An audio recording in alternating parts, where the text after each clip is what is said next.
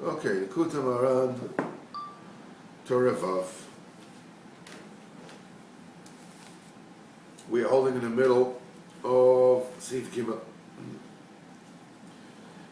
And we said that a person always needs to do tshuva on top of tshuva.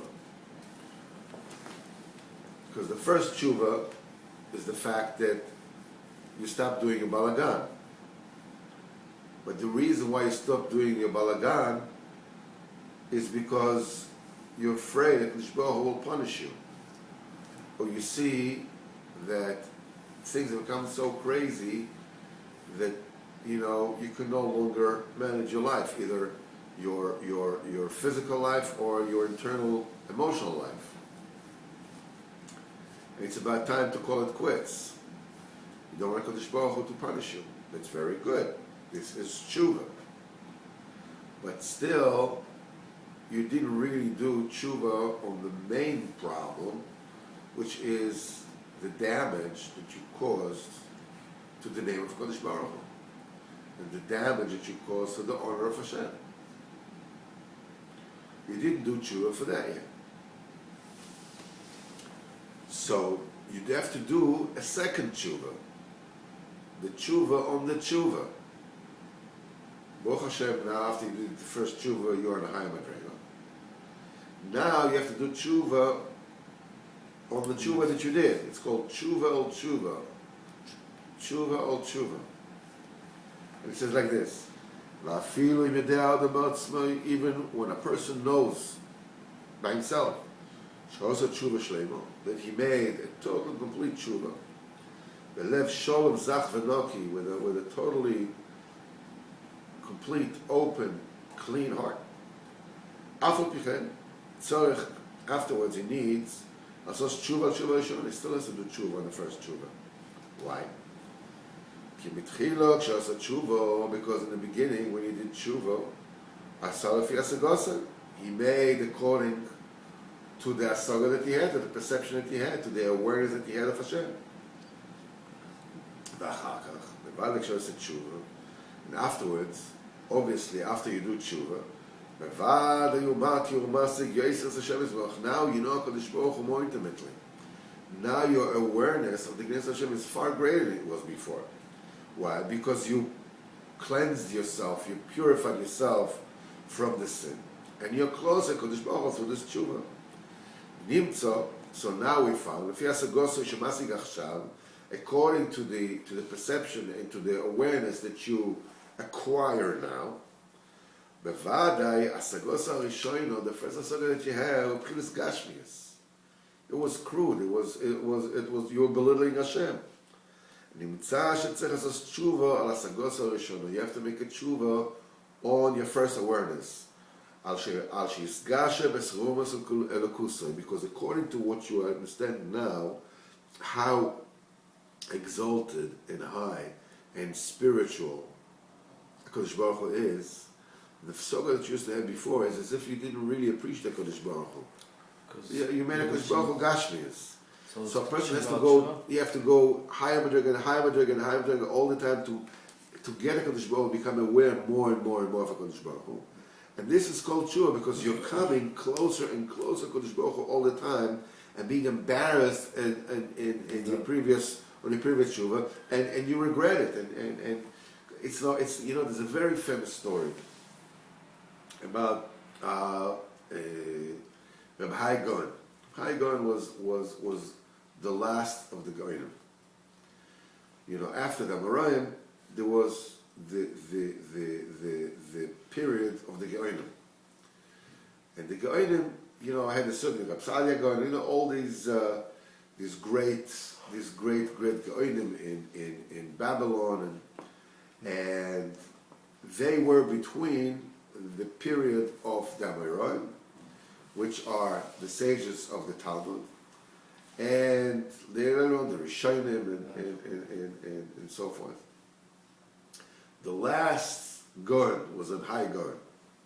He was the last of that particular period, and the difference between the Geonim and those that came afterwards is like the difference between an angel and a person, or between a person and a donkey. Chazal said in Mefurish. Yeah. The Amoraim said if the first ones, if the Tanoim are like angels, we are like people. If the first one are like people, we are like donkeys, and not even like the donkey of Rabbi Pinchas ben Yoel.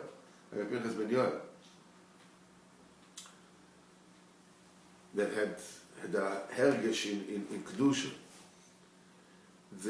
We cannot possibly understand the Yerida of the generations.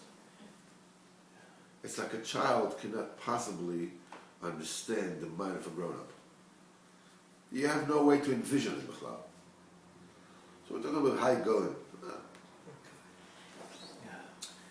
And he came once to Turkey. He traveled, to get to Turkey. There's a whole Maisa what happened in the ship. That's a Maisa Fazich. When he came to Turkey, he didn't tell anybody, that who he was. They knew that Rabbi Goyen was supposed to come, but they didn't have Instagram, they didn't have Facebook, didn't have photographs, they didn't know how he looked, whatever it is. He come, a Yid, a little alter Yid comes off the ship. He didn't tell anybody who he was.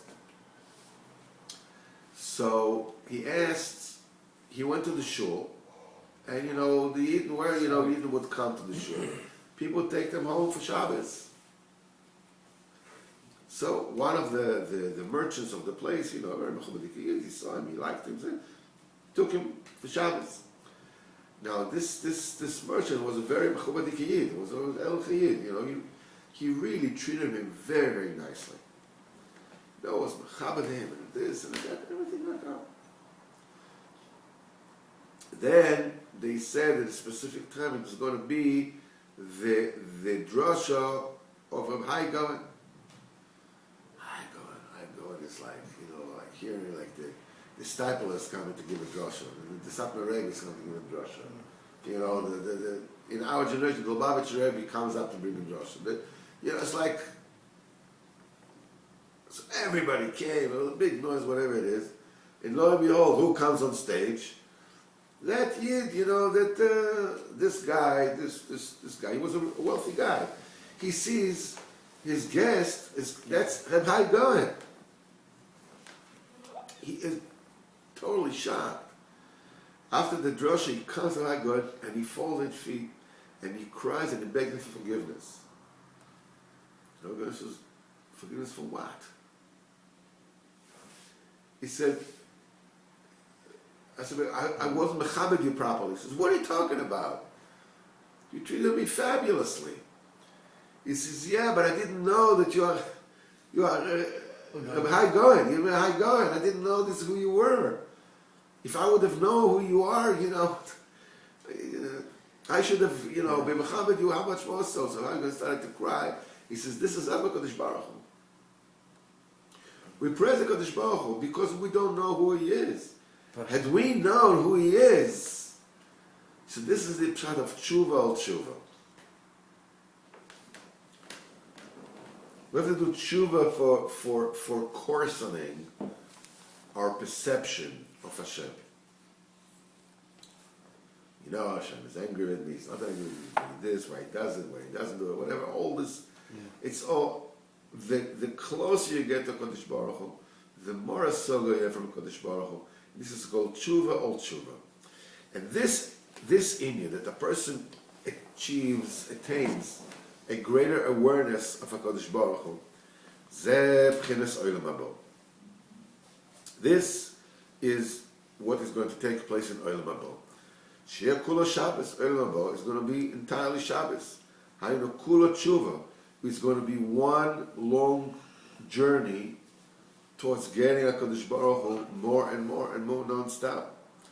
Kmo shekosu, as it is said in Deuteronomy, right? That's called Deuteronomy. V'shavta ad Hashem Elokecha, and you'll come back up to, and up to Hashem, your God. V'shavta, the word shavta, is the letter Shabbos, right? It's just a different vowel. And since Olam Haba is going to be totally Shabbos, the entire Olam Haba consists of non-stop tshuva, closer and closer and closer, because you come from Kadosh Baruch Hu. So essentially, you're going back to Him, right? Yeah. Your neshama is part of Kadosh Baruch Hu. Ki Iker Olam Haba u Hasagas Elokusei. The essence of Olam Haba is perceiving and attaining greatest awareness of Hashem's godliness. Kmo shekosev in Yirmiyahu, it says, "Vayodu oisi milekatam ad gdoilom." They will know me from the smallest of them to the greatest of them. This is going to be the pleasure of Olam Haba. And by Olam Haba, we will all the time go from one madrega to the next, higher and higher and higher, and greater awareness of HaKadosh Baruch Hu. Nimtza, shebechol eshasiv gasol yeser, and every time that we will have a new awareness, we'll be doing tshuva on the previous one, and we'll embarrass from it. It's an embarrassment of Olam Haba. So, this is what Chazal said.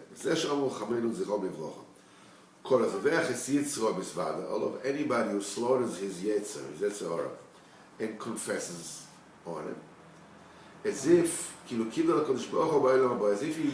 Mechal HaKadosh Baruch Hu in two worlds. And this is what is alluded to in the words of the Gemara. Anybody who slaughters his yetzer, that's the first tshuva. You stop doing the balagan. Because since you slowly Yetzer Hara, you know that resides in in the space of the heart, in the left space of the heart. This is how do you do it? Because you're keeping quiet. You're accepting your punishment, your derision, your shame, and you're not saying anything. This comes about when you keep quiet when people shame you, right?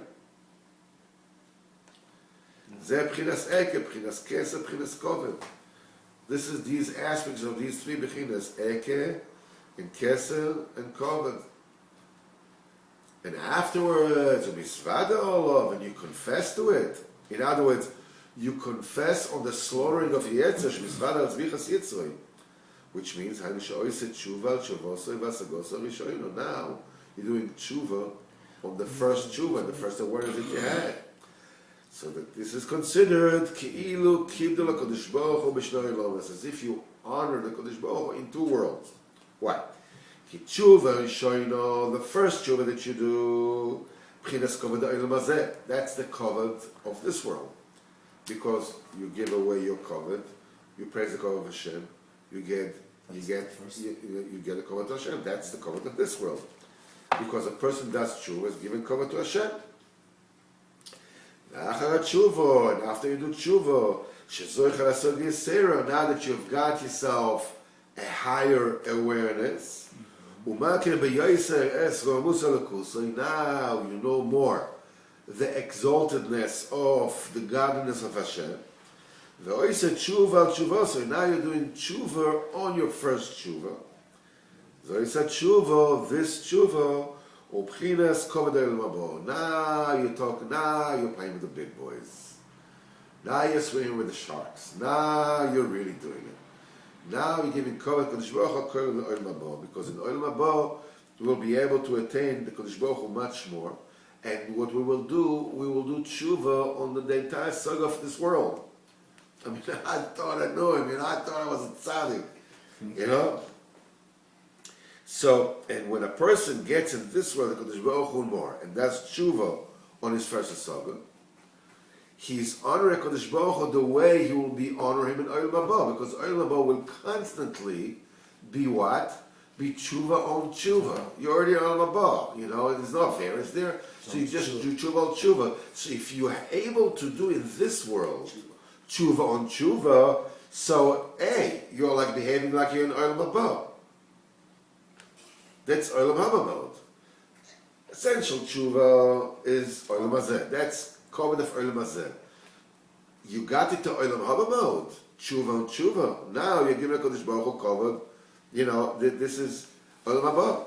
Now, we also saw in the Gemara that the entire saga, the entire awareness of this world is nothing when compared to a saga of Olam Haba.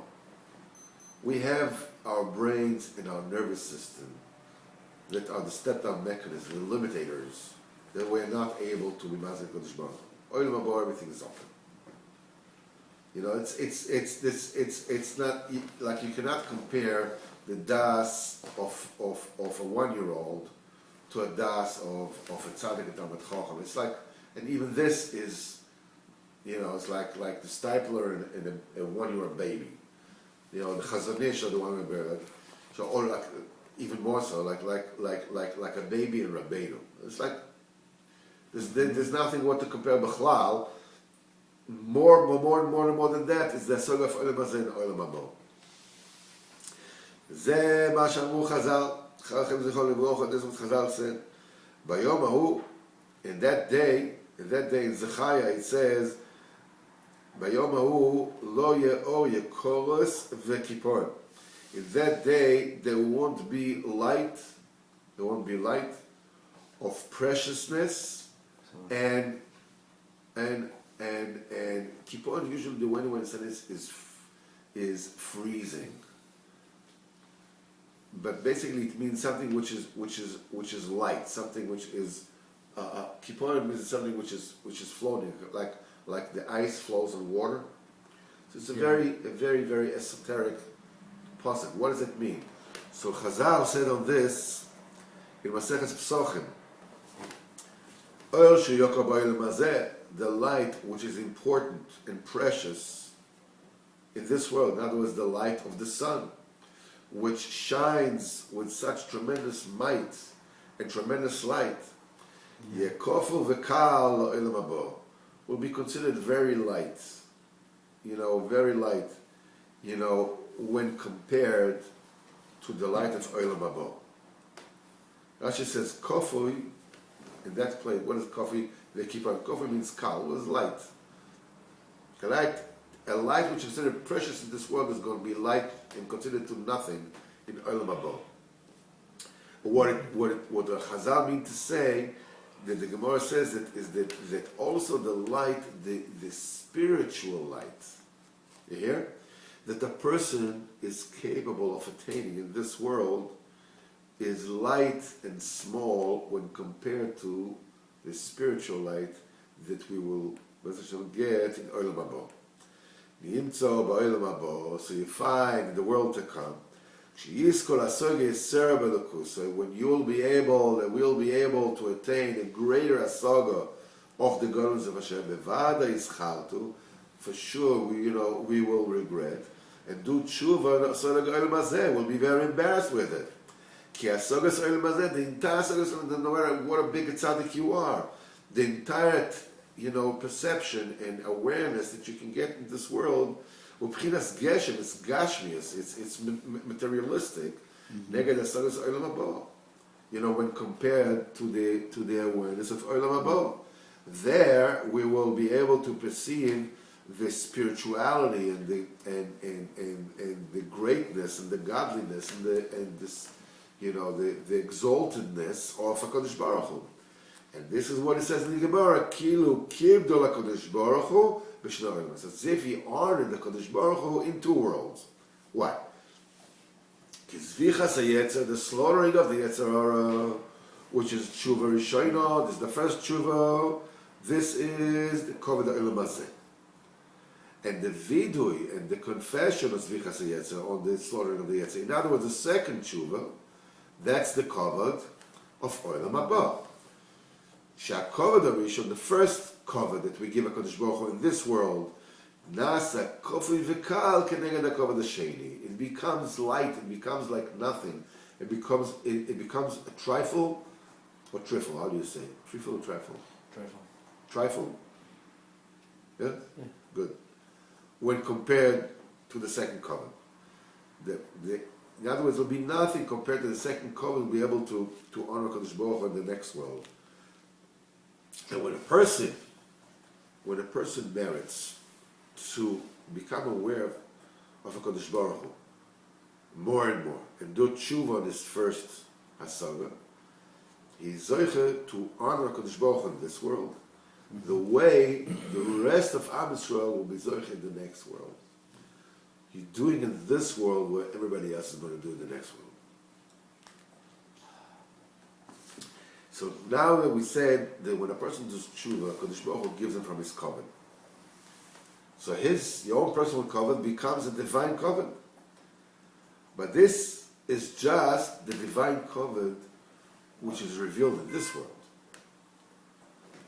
And afterwards, when a person perceives the Kodesh Baruch Hu more, and you're aware of the Kodesh Baruch Hu is more and more, and you do tshuva on your first asaga, from this you honor Kodesh Baruch Hu, with a greater covenant, with the kol b'chinas olam haba.